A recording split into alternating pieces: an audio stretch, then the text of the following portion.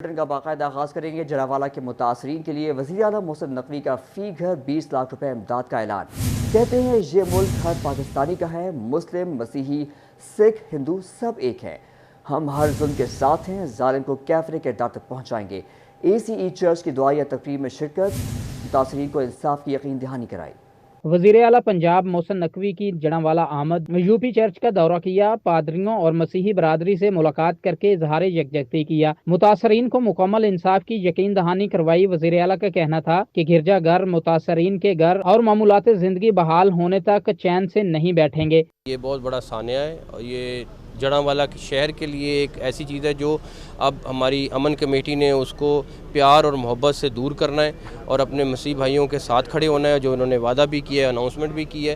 Hope فلی انشاءاللہ تعالی ہم واپس 1 دفعہ 2 دفعہ 3 دفعہ جتنی دفعہ ضرورت پڑے گی آئیں گے، جب تک ہر ایک کو چیک نہیں مل جاتا، جب تک سارے مسیح بھائیوں کے چرچ ٹھیک نہیں ہو جاتے، ہم آتے رہیں گے۔ وزیر اعلیٰ نے صوبائی وزراء کے ہمراہ دانش اسکول جڑاوالا میں متاثرہ مسیحی خاندانوں کے لیے قائم ریلیف کیمپ کا دورہ کیا اور متاثرہ مسیحی خاندانوں سے ملاقات کی، انہیں دلاسا دیا اور انصاف فراہم کرنے کی یقین دہانی کروائی۔ محسن نقوی نے صابری مسجد میں امن کمیٹی سے ملاقات کی، انہوں نے متاثرہ مسیحی خاندانوں کے لیے فی گھر 20 لاکھ روپے 3 دنوں میں فراہم کرنے کا اعلان کیا۔ حکومتی خرچ پر گرجا گھروں کی تعمیر کا بھی اعلان کیا گیا۔ ہم نے چرچ کے اندر کیبنٹ میٹنگ کی ہے اور کیبنٹ میٹنگ میں ہم نے جو گھر ڈیمیج ہوئے ہیں، جلے ہیں، ان کو 20 لاکھ روپے کا چیک ہم دیں گے اور اگلے 72 گھنٹے میں وہ چیک ان کے پاس ہوگا انشاءاللہ تعالی۔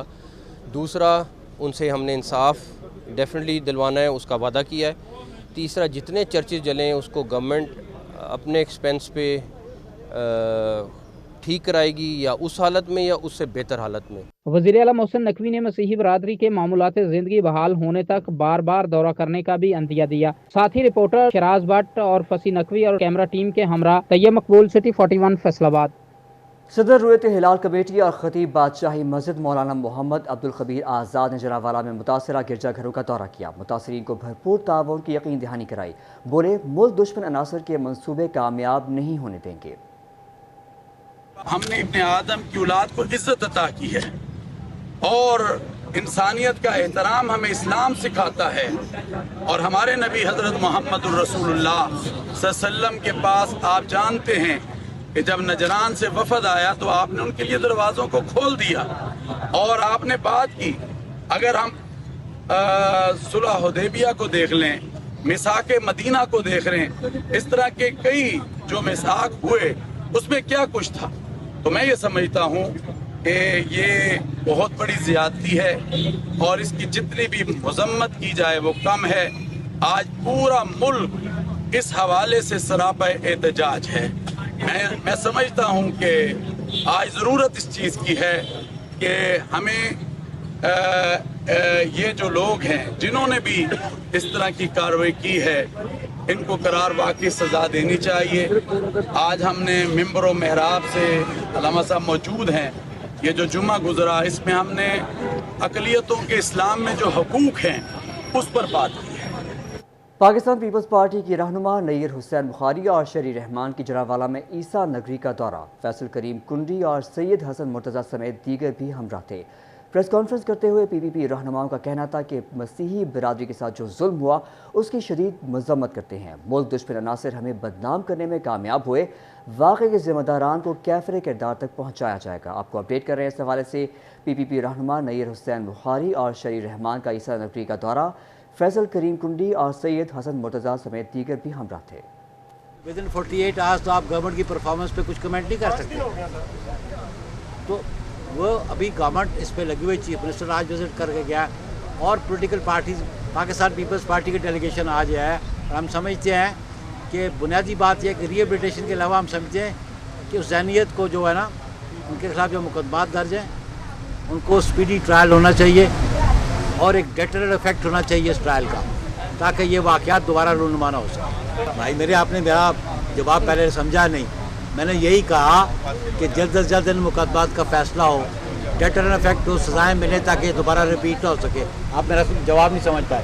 جی دیکھیے، مطالبہ تو واضح ہے، ابھی کیا گیا ہے، ہر جگہ ہم نے بات دیکھی۔ پہلے تو یکجہتی کرنی ہے، کا اظہار پکا کرنا ہے، مذمت کرنی ہے، لیکن اس سے بہت آگے ہمیں دادرسی کرنی ہے اور دیکھنا ہے کہ جو جتنے بھی اس میں کرمنلز ہیں وہ اپنی ان کو کیفر کردار تک پہنچایا جائے. اور ظاہر ہے یہاں پہ جو جتنی چرچز ہیں لوگوں کے گھر ختم کیے گئے ہیں, نظر آتش کیے گئے ہیں, ان کو واپس.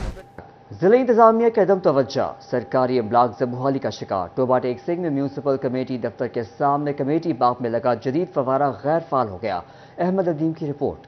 ٹوبہ ٹیک سنگھ میں ضلع انتظامیہ کی لاپرواہی کے سبب میونسپل کمیٹی دفتر کے سامنے بنا کمیٹی باغ خستہ حالی کا شکار ہو گیا. کمیٹی باغ میں لگا جدید فوارہ بھی غیر فعال ہو گیا. شہریوں کا کہنا تھا کہ فوارہ خوبصورت نظارہ پیش کرتا تھا. اس سے نکلنے والی روشنیوں سے کمیٹی باغ جگمگا اٹھتا تھا. لوگ فیملیز کے ہمراہ شام کے اوقات میں اس کا نظارہ کرنے آتے تھے اور لطف اندوز ہوا کرتے تھے. ان کا مزید کہنا تھا کہ فوارے کی وجہ سے کمیٹی باغ ٹوبہ ٹیک سنگھ کا خوبصورت ترین مقام سمجھا جاتا تھا, جو کہ اب بدقسمتی سے خراب ہو چکا ہے. یہ فوارہ کافی عرصہ دراز سے نصب کیا گیا تھا, لیکن اس میں لائٹنگ وغیرہ تھی, آبشار تھا, اور یہاں پر جو بھی لوگ روڈ سے گزرتے تھے وہ بھی یہاں پہ اس کی ویڈیو وغیرہ بناتے تھے. اب بہت ہی خوبصورت منظر پیش کرتا تھا. فیملی وغیرہ آتی تھی یہاں پر انجوائے کرنے کے لیے, اور کافی عرصے سے اب یہ ٹوٹ پھوٹ کا شکار ہے. جو کمیٹی والے ہیں کوئی اس پر عمل درآمد نہیں کر رہے. شہریوں نے انتظامیہ سے فوارے کی مرمت کر کے دوبارہ بحال کرنے کا مطالبہ کیا ہے تاکہ شہر کی خوبصورتی میں اضافہ ہو سکے. کیمرہ مین راشد انوار کے ہمراہ احمد ندیم, سٹی 41, ٹوبہ ٹیک سنگھ.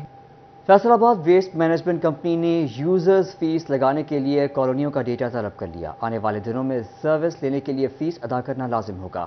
کمپنی حکام نے فیس کی عدم ادائیگی پر سروس بند کرنے کا عندیہ دے دیا. حکام کے مطابق مقامی حکومتوں کی منظوری سے ہی ٹیکس لگایا جائے گا.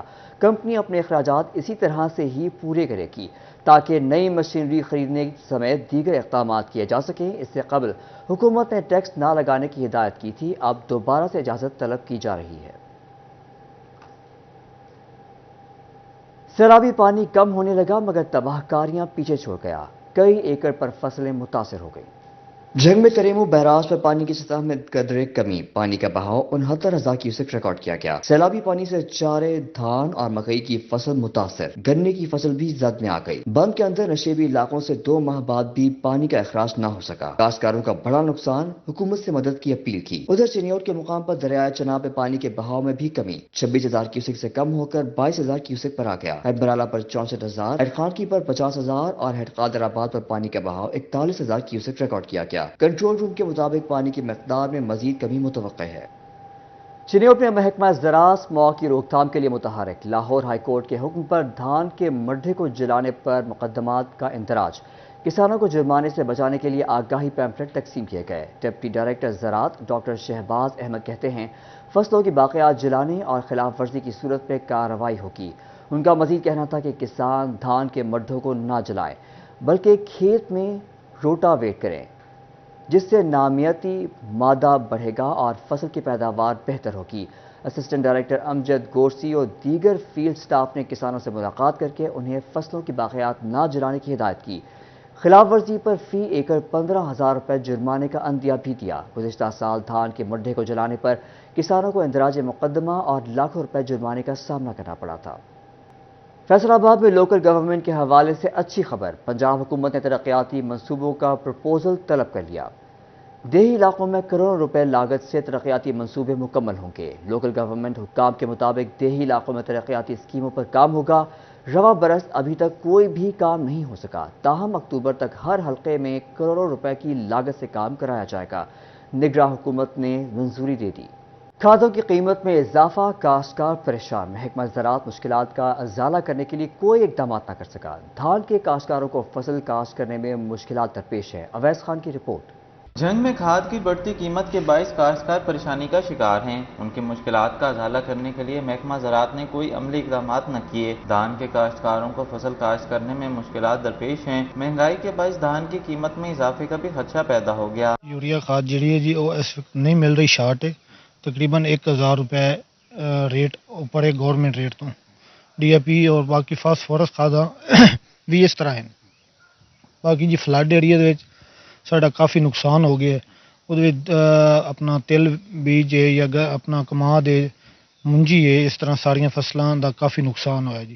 کاشتکار کہتے ہیں محکمہ زراعت سب درست کی رپورٹ بھجواتا ہے، تاہم حقیقی طور پر کاشتکاروں کو کھاد مہنگے داموں مل رہی ہے۔ کاشتکاروں کا کہنا تھا کہ مہنگے داموں کھاد کی فراہمی نے مالی مشکلات میں اضافہ کر دیا ہے۔ صارفین کو گندم کے بعد چاول بھی مہنگے داموں خریدنا پڑیں گے۔ جو یوریا کا ریٹ وہ تقریباً 1000 روپے اوپر جو کنٹرول ریٹ ہے، جو گورنمنٹ کا ریٹ ہے اس سے اوپر سیل کر رہے ہیں، اور اس کے بعد جو ڈی اے پی ہے وہ بھی 1000 روپے تقریباً اوپر سیل کر رہے ہیں، اور اس کے بعد نیٹرو بھی یہی حال ہے۔ اور باقی اس میں سب سے بڑا جو المیہ یہ ہے کہ اب ہمیں کھاد جو فیلڈ میں بالکل وہ مل بھی نہیں رہی، جس وجہ سے کسان بہت زیادہ پریشان ہے۔ کاشتکاروں نے انتظامیہ سے کھادوں کی قیمتوں میں ناجائز اضافہ کرنے والوں کے خلاف کارروائی کرنے اور فوری ریلیف کی فراہمی کا مطالبہ کیا ہے۔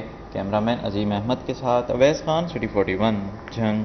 کارپوریٹ فارمنگ کے حوالے سے اہم خبر، پنجاب میں 13,93,000 ایکڑ اراضی کی نشاندہی مکمل، فیصل آباد میں 3,079 ایکڑ اراضی نیلام کی جائے گی۔ کارپوریٹ فارمنگ کے حوالے سے پنجاب کے 29 اضلاع میں 300 مقامات کی نشاندہی کی گئی ہے۔